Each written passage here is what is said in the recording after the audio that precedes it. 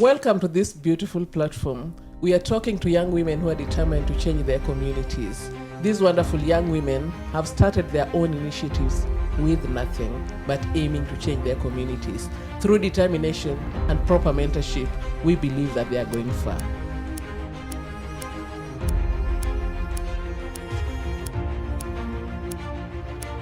Every woman deserves to be in a peaceful and a secure space. Women are socialized to have different roles.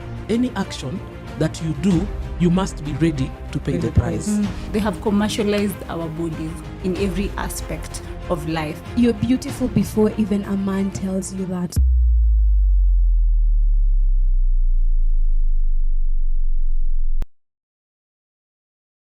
Hello, welcome back to the Passing the Baton podcast.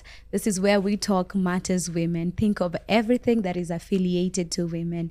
And on today's episode, which is the 4th episode, we are going to be speaking on sexual harassment. We're just gonna go deep into, there's really nothing funny about sexual harassment. And with me on the panel today are amazing 4 panelists who are champions to this particular conversation. And because I know I will do a disservice in introducing them, I'll let them tell us who they are and what they do. I'll start with our young lady on my far right. Hello everyone, my name is Elizabeth Kerubo-Jefta. I'm a 20-year-old dedicated advocate. I'm a champion for girls' rights. I'm also a mentor. I mentor girls and young women, adolescent girls and young women to be precise. I'm also a student at the Cooperative University of Kenya, pursuing human resource management. And I'm so happy, Marlene, for bringing us here today to discuss about these serious matters to do with the heart, just like all of us here understand. And I'm excited because we are going to unpack so much information, so much misconception and myths that are back in the society where we come from. And thank you for this opportunity. Karibu. Over to the lady in black. Asante sana, Marlene. Thank you for the invite. My name is Penny Ogembo, and I am a founder of a community-based organization on educating girls and boys on identity. And I operate basically in Homa Bay and Kabiria, partially. And I'm also the president of Girls and Young Women's Movement in Kenya. I love sisterhood. I love movement building. It is what is in my cohort. Girls and young women and gender is my agenda. Thank you. We, a jack of all trades and a master of all. You better buckle up. Now on to my left side, we have the wise woman with us on the panel today. So please tell us who you are and what you do. Hello everyone, my name is Alinette. I work for the Nairobi County Government, the health sector. I coordinate sexual gender-based violence in Kibera and Langata, and I'm happy. Thank you so much. Over to the last but not least. I'm Lavenda Kinyodhiambo, a mentor, a peer educator, SRHR advocate, MNH advocate. You know, we champion on matters budget, an activist, a feminist. Tunawanga pale kwa ground tukiprotest. But I think I just love anything to do with standing in the gap, being the voice to the voiceless. And currently I'm also leading a project called Women for Teens, which basically brings forth the different generations to just have these open conversations on matters sexual reproductive health and rights. Thank you. Awesome. Thank you so much. Maybe we'll start with an icebreaker, and any of us can start us. What is one thing you feel like people don't understand about sexual harassment and GBV? Anyone can start. Lavenda, you want to start? What people don't understand is the effect that it has on you after you've experienced it for long. People will take a mere, someone touching you and you feel so bad. They don't really understand what effect it has on you as an individual. Because personally, it has made me not to find myself in certain spaces because they've really normalized it. It has a very major effect which interferes with your self-esteem as an individual. It interferes with how you operate and how you want to access some certain spaces. Yes. Anyone else? I think for me, I would say I wish the Matatu guys could understand how disgusting it is when someone touches you when you want to get into a Matatu. I wish they could understand that aspect, and generally people just to understand asking for consent is always important. You should not ignore ask for consent. Yeah. Wow. I think what I'm getting from that is that there's nothing funny about it, because I think I'm also a victim to that, where someone will be, like 4 men will be fighting over you to get into a matatu and they're all touching you. And, or maybe something else that has happened, matatu haijai haraka, so ukishuka, they all abuse you. Yes, please. Yeah, actually thinking of that also, the fact that they will always blame the victims. Can we just stop blaming the victims and let the perpetrators take the consequences of harassing girls, and let everyone else understand that it's not always girls who want to be harassed. Like, we don't want that. I know it feels like girls are the people who encourage that. We are the people who always motivate the men to do that. But can we just stop and actually realize or get to understand that as girls or as women, we never enjoy it at all?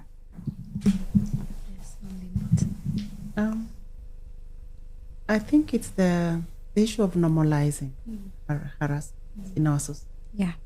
It's been normalized for a long time that people find it's nothing.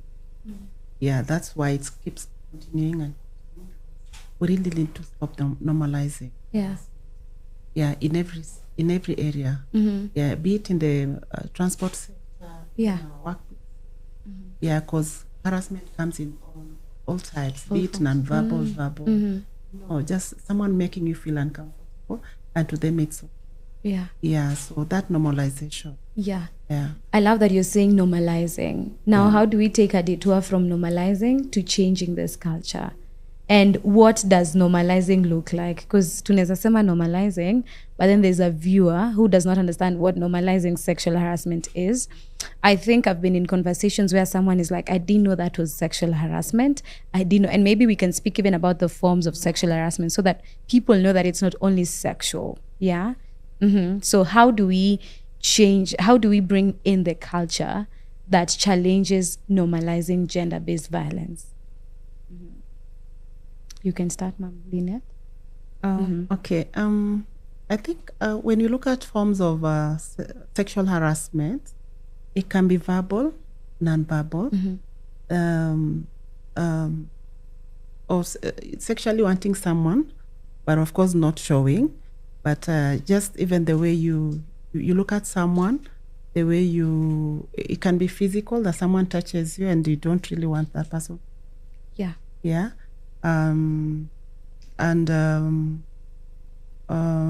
You see, like verbal would be just the word someone will use on you without your consent. Yeah.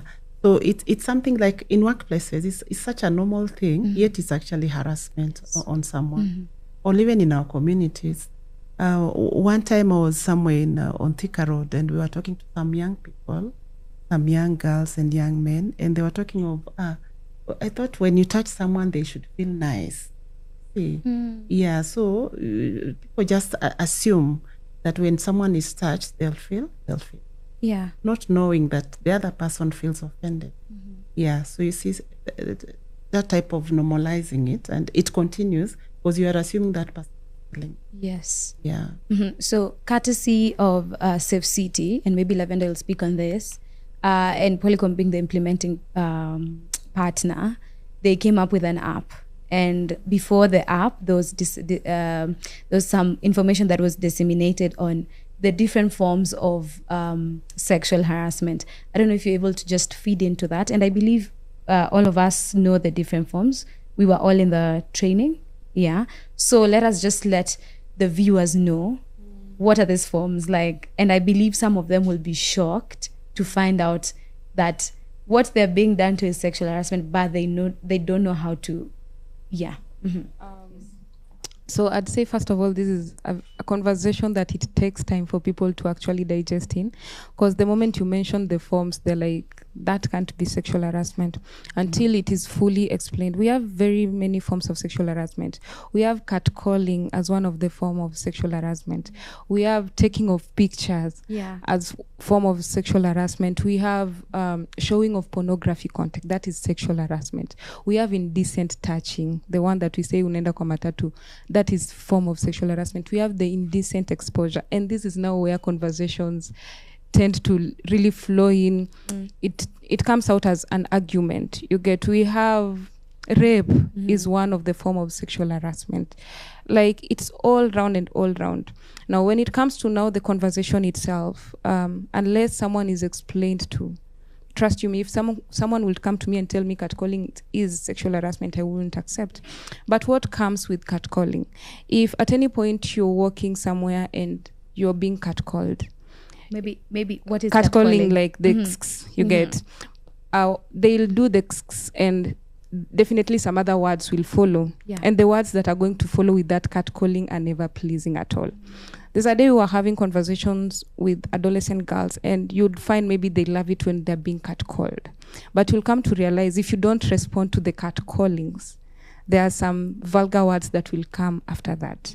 Very vulgar, that at times I feel so heartbroken to share some, because personally I've also experienced the vulgar. You'll ask, taking photography, how is that sexual harassment? The moment you go post my picture without my consent, that is like you're taking my picture. You see, nowadays we've really normalized people being on a matatu and they're taking a picture of you and just posting. Yes. You get, and they're having a very funny description there. To me, that is sexual harassment. Someone out there might not understand how that comes about. It's a sensitive and argumentative topic, sort of, but until we have regular community engagement to do this sensitization, people are able to understand. And now, connecting it to now the Safe City. The Safe City app was actually brought forth to just try and map the hot places. It's like hotspots of these forms of sexual harassment. We really came to realize that we have places where people tend to experience their harassment, but they don't even speak about it. You see, the catcalling that you assume it's not an harassment, we actually have that data of catcalling being a major thing. And you'll find not only adolescent girls are going to key in the data, because definitely when you're keying in, you'll have the age, you'll have who is keying in the data, like the data, the information about the person who is keying in. And you'll come to realize not even kids alone are mentioning this, but adults are experiencing it. And it has been something major, which you remember when introducing myself, I said there's a way harassment, if it happens to you, it affects you in a way. There's a place up to date, I can't go there if I'm not on a motorbike, or if I'm not on a matatu, or unless I work also with a group. That is when I'll go into that place. It's because there's something I experienced in that place, harassment, which was so bad that I can't access that place without being on, having a group or something. So Safe City basically looks at mapping the hotspots, putting in information of the different forms that are happening, getting to understand that they're happening at what time, where, to which specific people, and who are these perpetrators. So we are able to get all this information, and we're not just getting it just for this is data. No, we are trying to also look at when now we are going qua ground when doing the sensitization. What are we going with?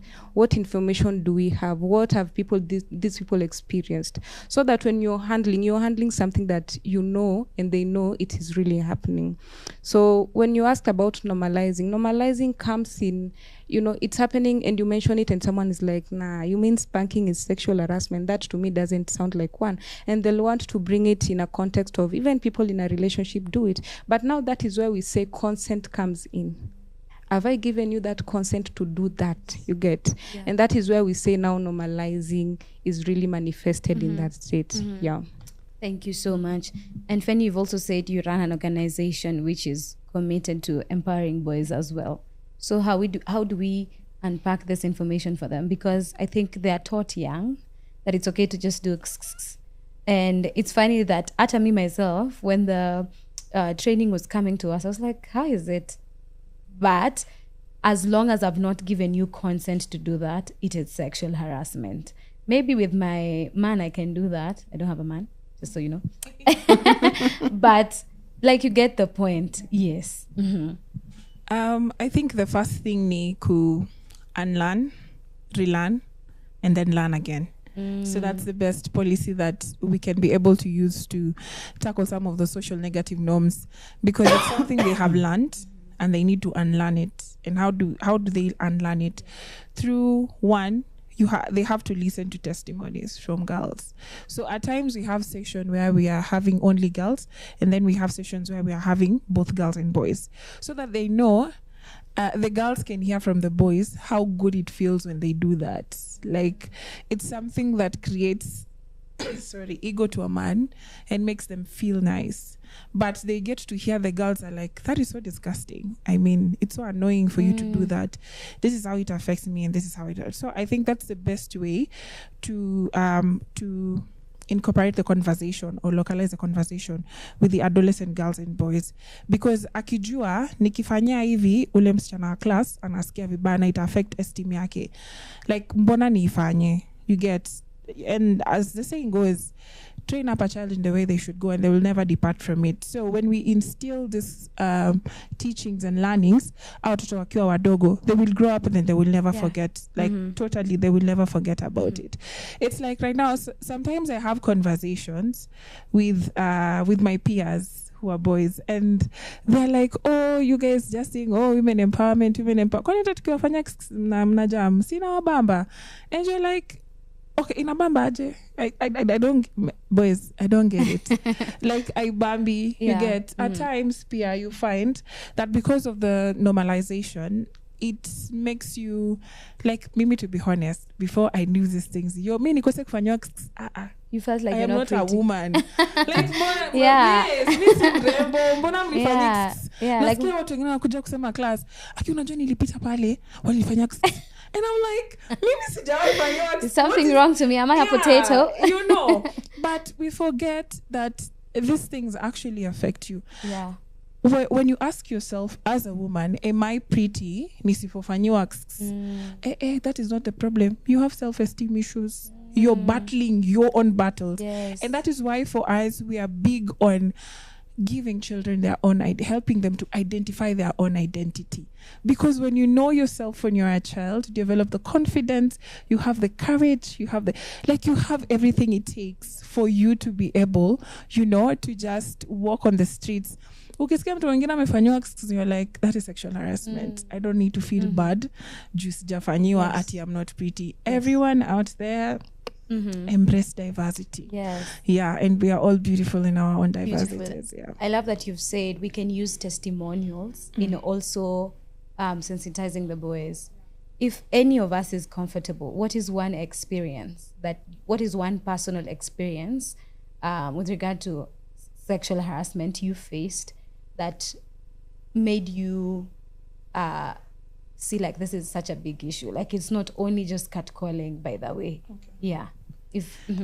Malina, are we allowed to cry in the podcast? You're allowed. Do we have tissues? You're allowed. So when I was growing up, I grew up in the slums. Si tuliishi kwa chuoms. Wale wanajua machuoms ni makona. So I could go to the shop. Mtu wa duka anakufinyia macho. I go to fetch water. The boys are like lined. I don't know. But si tulikuwa na gang ingine ilikuwa inapanganga line hivi. Kulikuwa na ka wall. So the boys used to panga line. Imagine 8 a.m. in the morning. Simama hapo nje wamekaa hapo. Unajua umetuma maji. That is the only route you can pass. Because you're already scared. You're like, why are these boys standing here, all of them? Si wapote tu ama tufanye hivyo disappear na wapia. So, and you could hear background conversations, and they're like, huyo ni size yangu. Yo guys, we need to secure women. Hey, yeah, so that one. And then constantly being spanked around corners, like unatoka tu, okay, zetu kulikuwa na giza huko chini, inaitwaje, Riverside. That was a dungeon. You know, we are tuko karibu na Riverside. So waambia watu Riverside wapi? Riverside Kibera. Niseme ya Mabombe. Okay. Yeah, Riverside Kibera, and kulikuwa na giza usiku. So you know, you pass and you're like, umesikia tutua. You are alone, Marlene. Like, you are just 7 years, 6 years. Like, how are you supposed to like defend yourself? This is someone who is taller than you, stronger than you, bigger than you. I never had a voice, but I hated it. It took away my confidence. It took away my self-esteem. It took away a lot. And remembering, hey, wait, this one is tough. Remembering that I was defiled when I was young. And I was almost raped when I was in class 6 with my own cousin. Tunaweza breathe. Yeah, tunaweza breathe. I think that's all I could say. Anyone else would want to share personal experience? These people. Anyway, I'll use the Makina one. I actually have to. So what really happened? I don't know where I was coming from, but I was waiting for a matatu at Makina stage. And I'm not afraid to say this. Okay, personally, I hate it when men will do things to please other men and interfere with someone's mental health, because these people were really interfering with my mental health. Already, I'm standing there, I'm waiting for a matatu, and there are some vulgar words that are coming from them because I didn't respond to one's person greetings. At times, I don't have to say hi to you for you to feel like it is enough. And they were giving me such crazy words. And I was like, what have I even done? Is it me not saying hi back a reason for you to just spit all of these things? And now, these other guys who are with them, who are with him, actually, this person who is saying all these, they're now actually adding and adding. And remember, I'm waiting for a matatu which hasn't yet come. Now, I'm in a state of freezing, which I can't even now decide to just move, go and wait for a matatu somewhere else. I was there freezing. I was there questioning everything. And you know, hapo nyuma kuna place they sell mirror. And now this has drawn attention, literally. It really made me, I went home till date actually. My mom, I remember nilitumwa kuchukua kuku where tunatengenezwanga kuku. And now my mom would send me again back there, and I'd rather pay a motorbike. Go there, pick whatever imenipeleka hapo and go back. And you know, when I went home, that is when actually it took me time to realize that was harassment. What I knew was some men really talked bad about me. I didn't understand how that was, you know. Until one day now I experienced another one, and now I acted in a very funny way, which this man came back and apologized. I was walking along DC, and there were these two guys, and one of them literally came and spanked me. Ikukwa jioni at 6. Ama ikukua subuhi 5 am. It was jua ilikuwa inawaka. Sweta watu walikuwa wametoa. And this guy literally spanked me. And he was actually laughing with the friend kumuonyesha, see, I have done it. And you know what I did? I took my phone and pretended that I'm taking a photo of him. And I started walking. And I had some other guy telling him, umejua msichana amekuchukua picha, ujui na deal na nani. That guy had to follow me. In fact, venye nili realize he was following me, I was walking even faster for him to follow me until where I'm going to and come and apologize. I had confidence because I felt like I had that voice, but I had a question to myself. How many girls will experience such a thing and don't even have the effort of removing their phone and pretending like they're taking a picture? You get? Because in as much as I had the courage and everything, but still I went home disgusted. Why did that man do that? What do you even take me for? What does it even mean for you to do that to me? You get? And that's an experience that in as much as we feel like those are bygones, there are still things that really stick with us for the longest time. Anytime you want to talk about sexual harassment, you remember the experience and you're like, you know. And sexual harassment brings you to a point of you feel less of a person, because why would someone do that to you? Does it mean you don't have a voice? Remember, I was at Makina stage and people are talking and they're throwing words and they're saying and you are size yangu and umejua ni kikupata and everything, and you're there standing, you don't even have the voice itself. So it's like, that's why we're saying it has been normalized. Because if you go to those people and tell them, you know, that is sexual harassment. I remember when we were working with the Safe City flyers and telling them, you know, this is sexual harassment. They're like, kwanza wewe hata, you're there sensitizing and you're being harassed. You know, I'm telling someone about catcalling being a sexual harassment and they're telling you, by the way, umejua naezenda na wewe kwa nyumba. And I'm like, what is really happening? You get... I don't know if this is something that should be put on every border guys and everyone. I'm not saying maybe they're the only perpetrators, but if you look at even if you ask someone where do you find it most hard to even stand for longer, atakwambia ni stage ya ndudhi. You get. Allow me to ask, Liz, do you have anything you want to share, a personal experience? No. Yeah. Okay, so Ma'am Lynette, you go government. Are ladies allowed to have guns?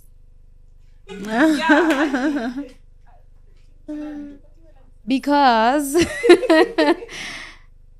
I know you're in that office. You are directly in the curbing of GBV.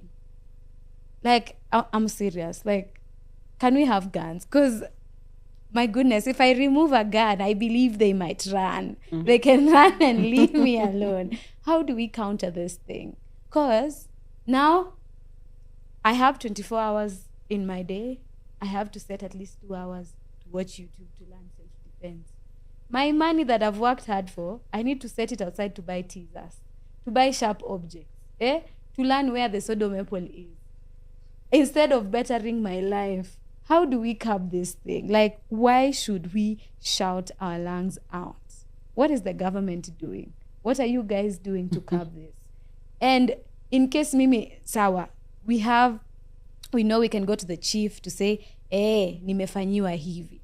And I'll give one instance where chief aliuliza mtu, na wewe ulimfanyia nini ndio akakufanyia hivyo? What do you have to say with that? Well, anyway, umeniuliza swali ngumu. about women having guns.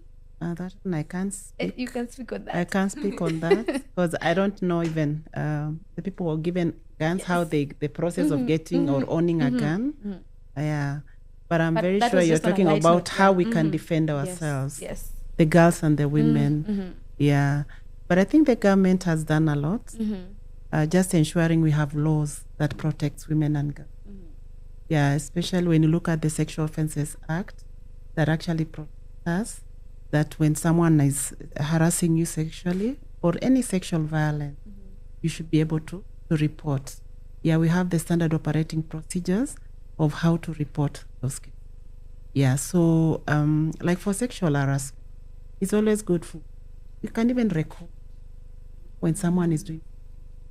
It's always good so that you don't let that person, you get justice. Because when you keep quiet, then this person, the perpetrator, actually continues.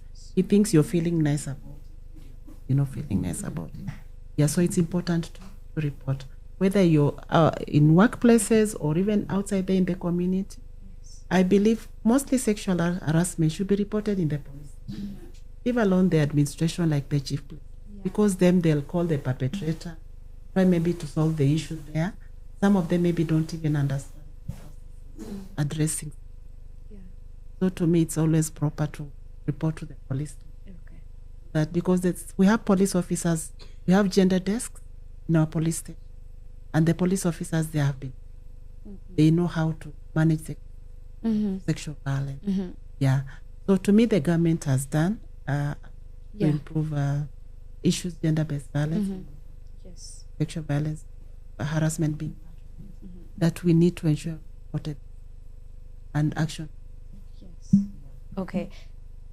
Thank you so much for that. We will not dismiss the fact that the government has done a lot. But then now, I think even Lavender, you can just maybe look into the data you guys have of, I think every year it's getting worse. So yes, the government has done this. There's policies, there are gender desks, there's all that. But sasa ikifika hapa kwa accountability, this perpetrator, what are they done? Like, what happens to them? Ni ule mtu mwenye ataenda hapo ndani aseme, polisi shika 10K story ishe. Yeah. Like, what happens to the perpetrator? Yes, we've been taught you should dress like this. Oh, women should... Kids nowadays wanavalishwa stockings because, oh, the teacher can do this to the child. Oh, walk with a teaser. Oh, go for self-defense. What? Perpetrator anaambiwa nini? Ukifanya hivi, this is what will happen. Okay, you know, when now issues reach the police station, that is now the legal redress, because that's the beginning of when you report, the police now have to take over the case. We know that maybe we might have some police stations where maybe some police officers could be compromised. Yeah, but reporting is key. Yeah, reporting is key. And we keep telling the community that when you report a case and you feel it's not being handled well, report to the higher authority, because there must be an OCS in a police report that I brought a case here and it's not been managed, so that the OCS can do something about it. Still, if you feel the OCS is not doing something about it, go to the higher one, the OCPD. And that's what even the police officers tell us. If you come to the police case and you feel it's not well being managed, just go to the higher authority and you'll get you. Okay. Yeah. So I wouldn't say that there's nothing being done, because even just reporting a perpetrator, it will give him some fear that even if he has compromised a police officer, he will have that fear of, I need to, let that be reported. Okay. Yeah, so to me, reporting is, we might see the perpetrators back in the community, that one is happening, but remember they also have rights. They can be given a bond or, yeah, so to just to ensure the community understands that a perpetrator still has rights, that they can be given a bond. You see the perpetrator back in the community. Yeah. But that does not mean the case has just ended. The case is gone, as much as it's... Ooh, I think that really pains me. Rights for a perpetrator. I don't know how that happens, because I just want to go into a story that has been taking rounds on social media of a 7-year-old who was in school. Who wants to tell us that story? Penny, would you want to tell us about, I don't know how to pronounce the name. She's called... That's her name in South Africa, the click sound. So I don't know whether to pronounce it in our own, like we say sweswe. That's how we say it, because for us we are not used to speaking with click sound. So sweswe was in school waiting for her ride to come, but she could not be able to join with the others in time. So the parent actually requested for her to be picked later in school, and she'll come at this particular time and send someone, blah, blah, blah. So now Sosa was just chilling and relaxing, waiting for her ride. And the caretaker, I don't know why the caretaker, told her to go and sweep. Okay, sijui, lakini a 7-year-old. The caretaker in school? Yes. To go and sweep. So I was like, a 7-year-old go and sweep. Hata sisi shule yetu nakumbuka when I was in primary, kuna classes zingine tukwanga tuna sweep. Class 3 from class 4 ndo tungeanza kumop kusweep. I think but I think a 7-year-old is still young. According to our context. But it varies in different countries of how people, like, run their systems and educations and everything. So when she was told to go and sweep, she went. The next time the girl is waking up, she's waking up in her car, taking her back home. So now when she's at home, the mom notices that, this girl. So wait, was she drugged? Yes, allegedly. She was drugged. Okay. That's what is being said. Because she could not remember a thing. And when the mom look at her, just cross-examining as a woman, you can always tell. She found out the kid was not working well, and her anal hole was quite huger than, so that nini for tissue, the roll. Yes, it was that size. So she decided to go seek justice, and after going to seek justice, she has never found justice until today. And I loved what she said. And she said, if I will have to fight with my blood until the day I die for justice for my child, I think I would. And I felt like I wish my parents or someone who knew that happened to me, they would have taken a forefront and said that. And there are many more like Sweswe. That is just an example in South Africa. And in Kenya, it's even worse. You know as a parent that your husband is defiling your child because the husband married you, na huyo mtoto mwenye uko na yeye unamwambia nyamaze. I'm very passionate about children, and I don't think I really take it for granted when a child tells you, "Anko ananifanyanga hivi." I actually started it in our church, and I started with girls my age, the girls and young women, just asking them, like, how did they grow up? You know, who remembers their childhood? Like, how was it? To my shock, Marlene, 4 out of 5 of the girls that I sat with were all defiled with their close family members. And I think it's something we don't really consider, or we don't really take. I don't know what is happening to us. I think nowadays we have delegated parenting, and I don't dispute that women should work. We should work for us to be able to, be economically liberated. But how are we incorporating that also in our parenting? Because then if we delegate parenting, at times we get to lose the mark somewhere and start handling some issues that are not yet. Yeah, I hear you. So DNA. Even just going back to that story, this is a 7-year-old. We know how the tea roll looks like.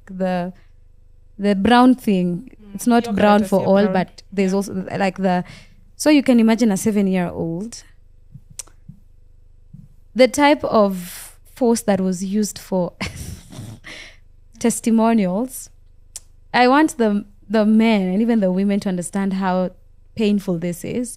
And I think I watched the story at the end because the story was too diabolical for me to listen to, that she could even see the feces. Like, that's how bad it was. Yes. So you saying that such a perpetrator still has rights, is this something that needs to be redressed? Are these policies being passed by a man, or what's happening, Liz? I don't know. I'm getting emotionally drained over here because of that story. But all in all, is that I'm kind of worried about Lynette, we really appreciate the kind of work you're doing as the government. We do not take it for granted because at least you're trying to put efforts. But my question is on the perpetrators still going back to the society, back to where, let's say maybe I reported the case. I'm in this society because I'm not moving. I was not prepared to maybe get out of the place anytime soon. So meaning I'm still in the same place and the perpetrator is still coming back to the same place. What really happens? Because in as much as they will have the bonds and anything, I think nothing justifies sexual harassment or GBV. So that's why as advocates, we've been advocating for safe houses. This is whereby the victims now, we advocate that they need to be taken to those safe houses for them to know that they are safe. This is where they get emotional support, psychosocial support, even the basic needs maybe that they are missing in the society. But the challenge still remains that these safe houses that the government has put in place or that the government has set aside for the victims, they are not functional at all. What do we mean by saying that they are not functional? They are not well equipped. You get into these safe houses and they're even much worse than my home. So does it mean that we still have a gap? Even the commitments that the government made on the GEF commitments of ending gender-based violence, you'll find that the government committed to give financial resources to make sure that even as I go back to the community, if I was being harassed simply because I didn't have a say, I was dependent on someone else, I can be able to now get from the dependency stage to now being independent Yeah. by starting up a business for my own, or by even getting the finances to move out of that place and get to somewhere else where I can feel safe. Alternatively, just like I said, they were to come up with these safe houses. These safe houses, I really hope and pray that something can be done to them. And about the financial resources that the government had committed, let them look unto them. I know we have different regimes of government, whereby maybe this government is the one that came up with this, and now we have a new government. But how do we hold them accountable? Because Maybe- us as citizens, we continue paying taxes, we continue experiencing this. It doesn't mean that when the new government comes in now, sexual harassment will end. It is still there. So it's upon us as the stakeholders of the government, as the NGOs, to just hold them accountable. Let them understand that a normal mwananchi, we don't care if we have a different regime, but we want to see actions taken into. Yeah. Maybe Liz, I can cut you short on that because we'll come to the call to action. So we'll just go to the next point, which is yes, we can never justify gender-based violence and sexual harassment, but we also understand that there's sometimes, oh my God, sometimes underline, sometimes women can be wrong. Lavender. In this context. Like someone will be like, but alini provoke. Does that justify you to like Yeah, I provoked you? now No. I want Is you to. that the only way? Can we agree that sometimes women can be wrong? No, okay, like asking, can we argue that women can be wrong? Attaching it to sexual harassment. Okay, let's say generally. Because Okay, like I if think you say wrong, if you're saying wrong in what context? Provoking, wearing my clothes the way I want to wear them, doing like what exactly? I think like wronging someone in general, like because sasa hiyo sexual harassment ndio anakufanyia ndio aone kiboko yako. You see, like you can be. What's an example I can use? Maybe umeniongelesha vibaya, and then I'm like, sasa nitakupiga juu, like. It's like saying, umenijibisha vibaya, so I am going to spank you. Yes. I cannot allow that. No, like my question is, can we say sometimes also women can be, of course we're not justifying the sexual harassment. Actually, let's remove sexual harassment outside NGPV. How do we also as women come, like, I think something we were talking about on the last episode was sustaining peace. How am I addressing you? Yes, you've wronged me, but how am I addressing you so that the peace is still there? Penny? Ama nimisileweki? Is this question home?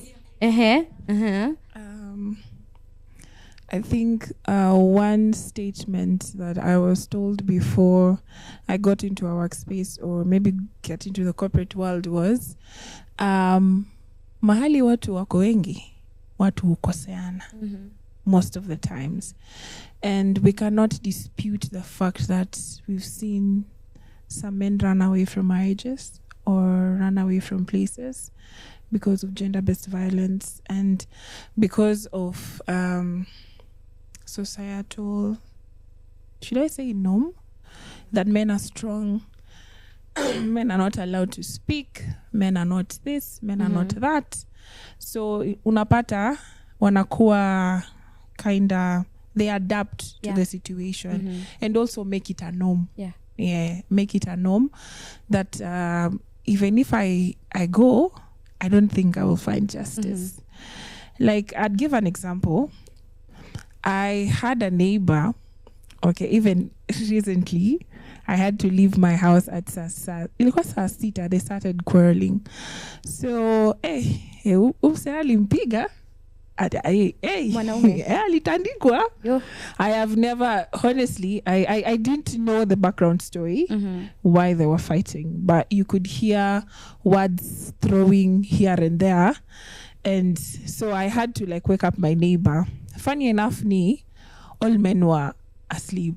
Okay, I don't know if everyone was sleeping, but I'm not a deep sleeper, sana. So I was like, any noise will trigger. And I'm like, why are we not coming out? You know? I think at times, let me give an example of Kibera. there was a time that was there was stealing that was very rampant, like very rampant. People had to practice community policing. You know, that actually helps, because then you are able to know that nikijaribu tu kuiba mtu tu aseme mwizi, wewe tunabeba corpses zako mapema, your mom will come carry your ashes back to your village. So I feel like at times as a community we also need to bring that community policing for the men to also feel supported, for those who cannot speak on matters GBV. Because I'm like, imagine if fellow men came out like that night and actually went and knocked at the door and helped this particular man and told the lady it is not proper. The same way we say it is not proper for a man, a woman to be beaten, it's not proper as well to beat a man, you know? And we can always solve things amicably, yeah? So I don't know, but I think that would be my approach for me. If we can, because then that gives someone courage and confidence for them to know I'm not alone. I have someone who is backing me up. And another example is when there's a day tulikuwa kwa matatu. And I love Polycom girls. Shout out to Polycom girls. Aki akunanga mtu anaweza tu harass kwa gari. Ati makanga sijui umepea change alafu anakataa kurudi. Unakataa kurudisha change yetu kwa nini? Because we are women. Like, why are you refusing to return our change? You get. So there's a day Brenda was being harassed in the matatu. Comrades walikuwa around the area. This man is just seated ako tu. Bro, rada Brenda akasa, guys, nikubali na sisi nayo anguka nayo. So I mean it's the oneness, it's the the sisterhood for me that will help us, because then if this person sees where he's for more than 10 and this I've done something wrong and actually have to own up to the mistake that I have done, like the way Lavender also did it. I mean, just storytelling for us to be able to understand that there are different scenarios, there are different cases that do happen, but can we practice community policing for us to be able to help each other?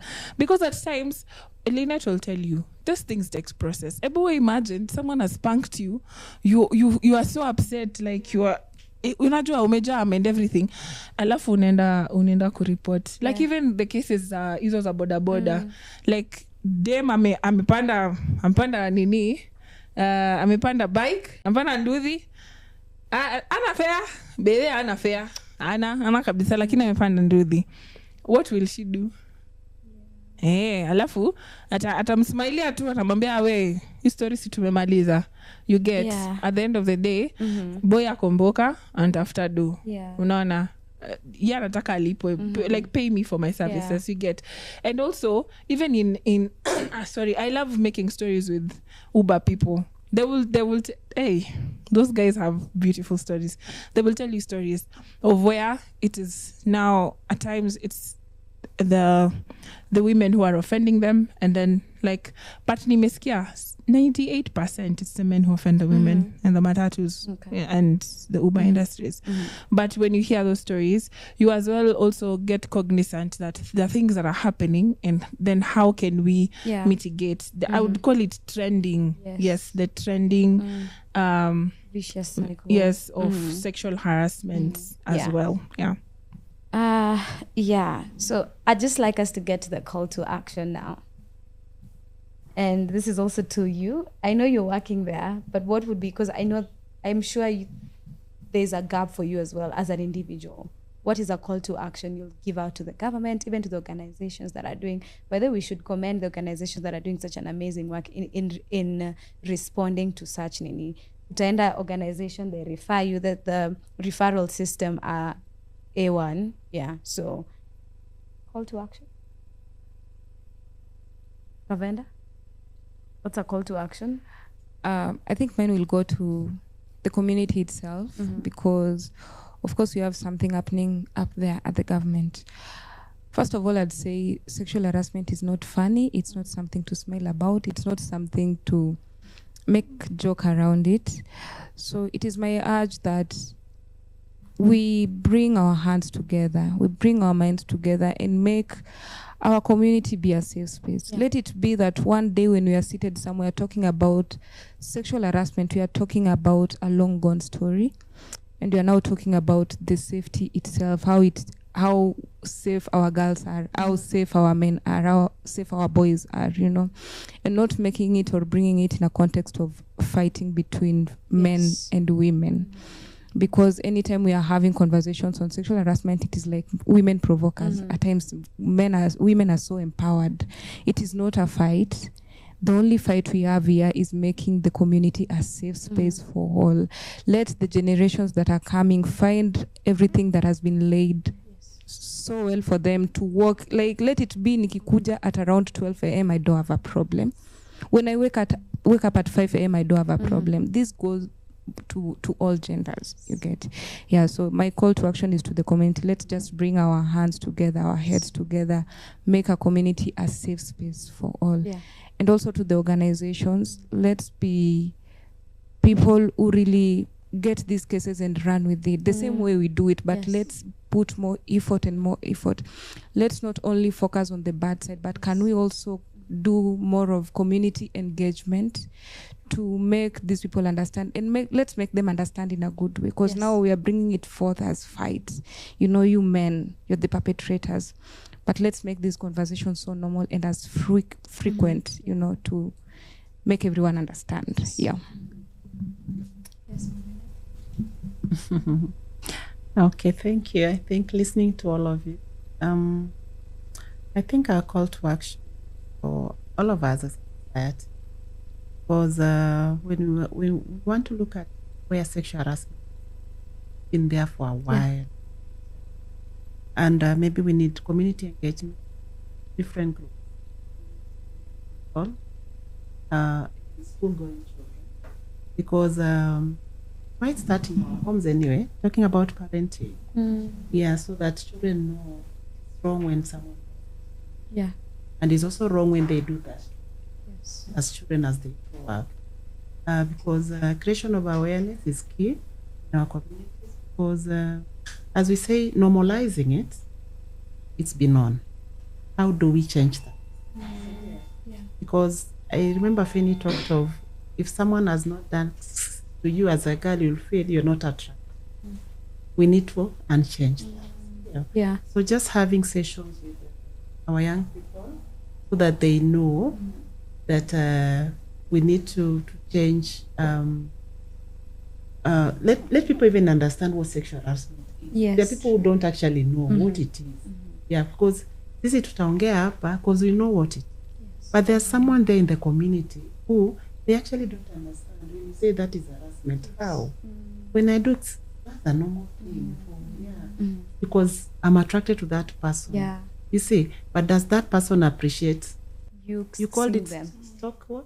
Catcalling. Yeah. You see, she's also learning from you guys. Okay, I've seen it before. But the name. Okay. Yeah, that's catcalling. Yeah. So to me, the engagement with our community, with targeted messages, let people understand what sexual harassment is and what can they do if they are going through sexual harassment, the reporting part, so that people get justice, and it has to be stopped in our communities. Yeah, because ikiendelea and it's not reported, then people just continue. It's like a normal thing. Yeah, because we've talked a lot about my dress, my choice. I don't know if the community has embraced that, because still there are people who have a problem with that. The way people are dressing. You see, kuna wale bado they'll harass you. They see you in a short dress or, you know, as much as the government said we need to protect, let people dress the way they want. But it's still a big thing, an issue to so many people. Yeah. So awareness is key. Yeah. Sasa sijui nitaanza na nani? Nitaanza na mtu wa maji, nitaanza na mtu wa mboga, nitaanza na kwa duka. I don't know where to start. But I think for me, I'm listening to your conversation. Something has just hit my mind. Is this the way boys are taught how to express their feelings towards a lady they like? Something to think about. So if that is the way they're taught, then we need to unteach it to them, for them to know when you like someone, go with an appropriate manner. A gentlemanly way. Vijana, tafadhali, mambo ya sianji, Yeah. tuachane nayo. Kama unapenda mtu, go directly with courtesy and respect. Address that person as a human being with respect. And also, it's okay for a girl to say, no, I don't like you. Very Initial nice. attraction is very important. Create a very big room for disappointment. Come It will on, help let's you. go. So, yeah. I mean, I think for me, wacha tutupigie kongole jamani, organizations zinajaribu. I really love the work Polycom girls is doing because they look minor. And I love quoting Madam Jane, by the way. Madam Jane says, let's have a small conversations as panty yangu imetoboka. You know, people don't really think about it, but it actually takes away your self-esteem. Ebu imagine tu wewe siku moja, okay, we used to play kati. Umecheza kati kicha. Umedunda alafu, guys, it's an embarrassment. I mean, but those are the smallest. Like, let's have those small conversation to that matter, even at a family level.